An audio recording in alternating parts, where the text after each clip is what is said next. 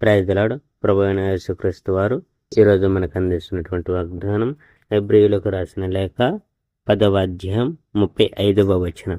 మీ ధైర్యమును విడిచిపెట్టకూడి, దానికి ప్రతిఫలముగా గొప్ప బహుమానం కలుగును. మోషే నియమాల్ని ఉల్లంఘించిన వారిపై 2 లేక 3 చెప్పిన సాక్ష్యాలతో దయచూపకుండా మరణశిక్ష విధించేవాళ్ళు. మరి దేవుని కుమారుణ్ణి కాళ్ళ కింద తొక్కిన వాణ్ణి, తనను పవిత్రం చేసిన ఒడంబడిక రక్తాన్ని అపవిత్రంగా పరిగణించేవాణ్ణి, అనుగ్రహించే ఆత్మను అవమానపరిచేవాణ్ణి ఇంకెంత కఠినంగా శిక్షించాలో మీరు ఊహించండి. పగ తెచ్చుకోవాల్సిన పని నాది, తిరిగి చెల్లించేవాణ్ణి నేను అని అన్నవాడు ప్రభువు.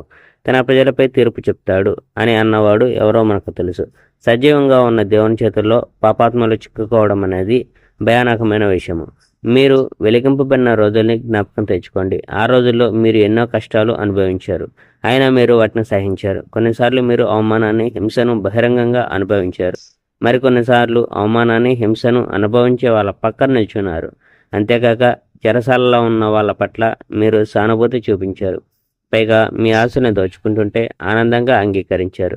ఎందుకంటే మీరు పొందిన ఆస్తి మీరు పోగొట్టుకున్న ఆస్తి కన్నా ఉత్తమమైనదని మీకు తెలుసు.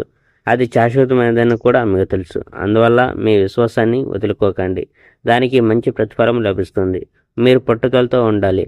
దైవేచ్ఛే ప్రకారం నడుచుకోవాలి. ఆ తరువాత దేవుడు తాను వాగ్దానం చేసిన దాన్ని ప్రసాదిస్తాడు. ఎందుకంటే త్వరలోనే వస్తాడు, ఆలస్యం చేయడు. నీతిమంతులైన నా ప్రజలు నన్ను విశ్వసిస్తూ జీవిస్తారు. కానీ వాళ్ళలో ఎవరైనా వెనుకంజ వేస్తే నా ఆత్మకు ఆనందం కలుగదు. కానీ మనం వెనకంజ వేసి నశించిపోయే వాళ్ళలాంటి వారం కాదు, కానీ విశ్వాసం ద్వారా రక్షించబడే వాళ్ళ లాంటి వారం. Praise the Lord. May God bless our India.